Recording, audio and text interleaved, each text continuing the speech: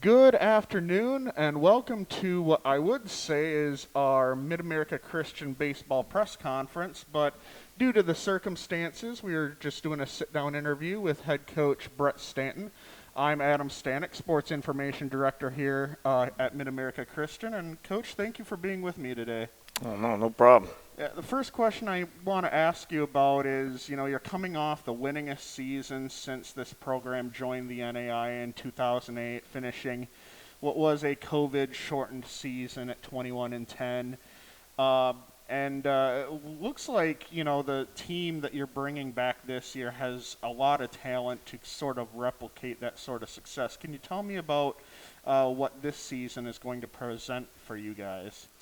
Well, this season is going to be a challenge for everybody involved. We've already seen it with fall sports having to be on and off. But going from last year, building on that success is kind of what we've been talking about with this year's team the whole time. And looking forward, I foresee a very tough team, a team that can handle some adversity and that's going to win some games.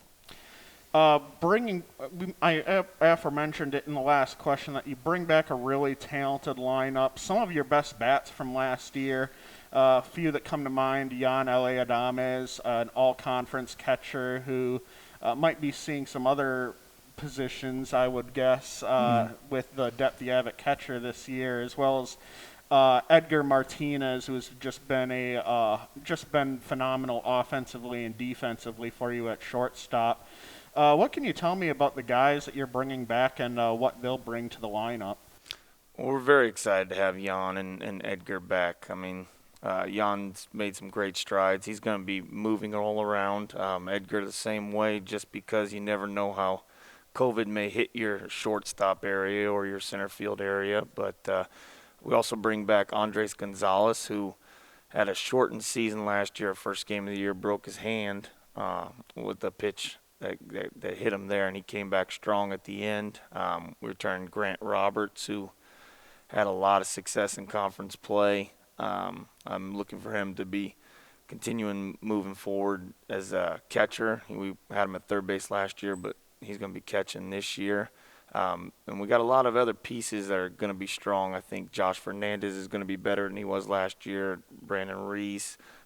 Chance Buffer didn't get to play very much. He's got a good chance to play this year. So it's an exciting young group. And during the COVID era that we're in, your team can be very young and old at the same time. So it's kind of a weird deal. Yeah. And, as great as the offense was last year, scoring an NAIA era record 7.2 runs per game, the pitching was, I felt, just as good. The one downside this year's team, you lost Casey Porter-Real, but bring back a really deep staff. Haile Paredes came in, pitched really well for you guys. Frensley Lido, I thought, really did a great job as well. And, David Lechuga was really good in that back end. And also, can't forget Bernardo Moreno there in the closer spot. So what can you tell me about the pitching staff that you're bringing back this year? Well, you hit it on the nose when you bring up Casey Porter-Real. He's such a integral part of this baseball program here at MACU, and we wish him the best moving forward. Frensley had a great year last year. Started out very strong, had a little bicep tendonitis, and then that kind of sidelined him, but he came back strong in the end. Bernie had a great fall. He's gotten better shape, lost some weight, and is throwing the ball very well. Lechuga's kind of just always Mr. Dependable. You can count on him to be tough out there. He's gonna know exactly what he's doing and what his role is.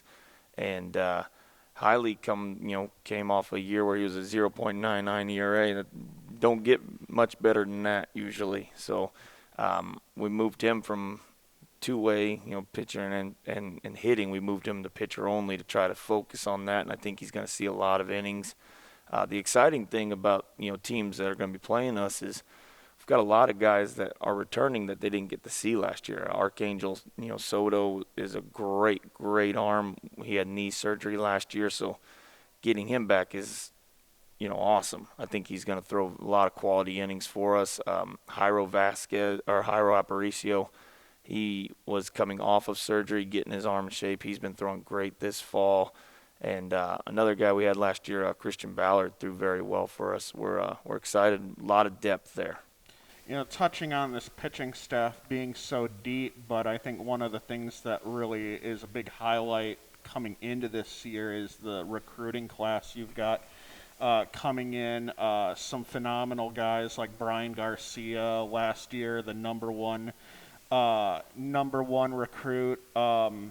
According to NAIA Ball, another solid pitcher I thought coming in. You got Brad White from Texas College. Looked like he pitched really well for them last year.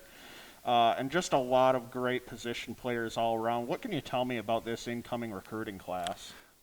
It's one of those ones that I think we're going to remember going forward the next few years. That's kind of laying a real strong foundation for us. Brian's got amazing abilities. Everything you're looking for from a player. He's tall, long arms, big hands, mid-90s fastball. So we're excited to see him progress, and just keep getting innings and getting better. Brad White is a very exciting arm. He's performed at every place he's ever been at in Texas College. He pitched against everybody that number one down there, and he competed with them. So we're excited about him. We've got some really, really interesting guys coming in that came in at the break. We've got a left-handed bat that transferred from Lewis Clark State, Blake Diggle. He's very, very good hitter. Could be one of the best ones in this region. We've got another kid, Francisco Soriano, that's going to two-way for us.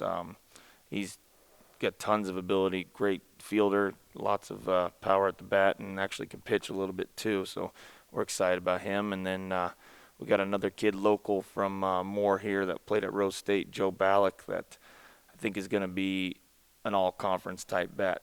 So it's exciting. And then one more guy we brought in was a catcher, Raymond Palmeiro, that's really progressed very well through this fall, and we're excited about him. And if you hear all those names I said, there's a lot of different diverse names, and so that's one of the strengths I think of this team is we've got guys from all walks of life, and it kind of matches what our university's mission is, so we're excited about that. We officially opened the season February 5th at Dallas Christian, also going to be taking on Central Baptist in a 4-game series down there before you open the season here at home opener on February 9th against Friends, team I'm sure you want to try to get some revenge on.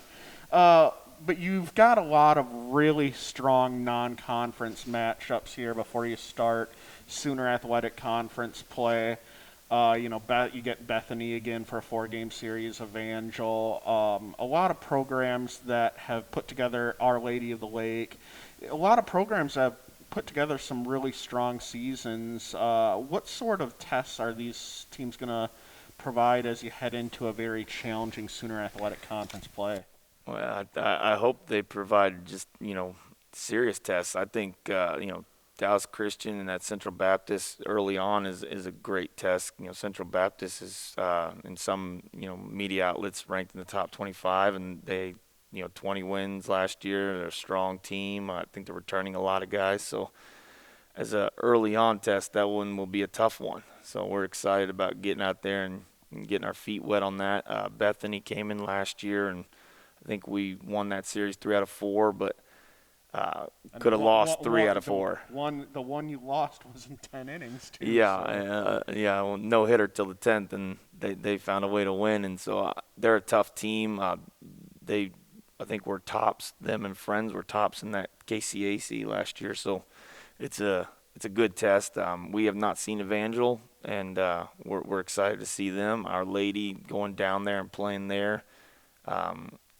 They're always a quality team. They'll go out there every year and play USAO in a 4-game set and always win 1 or 2. So playing 4 there is a tough, tall order to go play there. And then get into the SAC conference.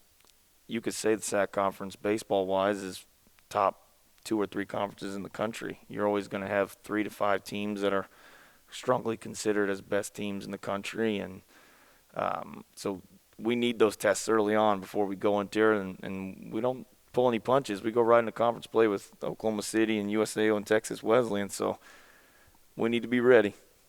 All right. Well, do you have any final thoughts here before we leave today? No, we're going to be playing, like Adam said, in the 9th. We got a home game with friends who we lost one-run ball games to them last time, so we're looking to get back out there and face them. And so we need everybody to come out and support as much as we can. All right, well, that'll do it for today's interview with Brett Stanton, the head coach of the Mid-America Christian baseball team. As we mentioned before, the Evangels will open the season February 5th down at Dallas Christian, and they'll return home February 9th, a 1 p.m. start against Friends. And so far right now, we are allowing fans to come out to MACU baseball games, so feel free to come out and watch the Evangels this season. So, Coach, thank you very much for being with us today. You got it.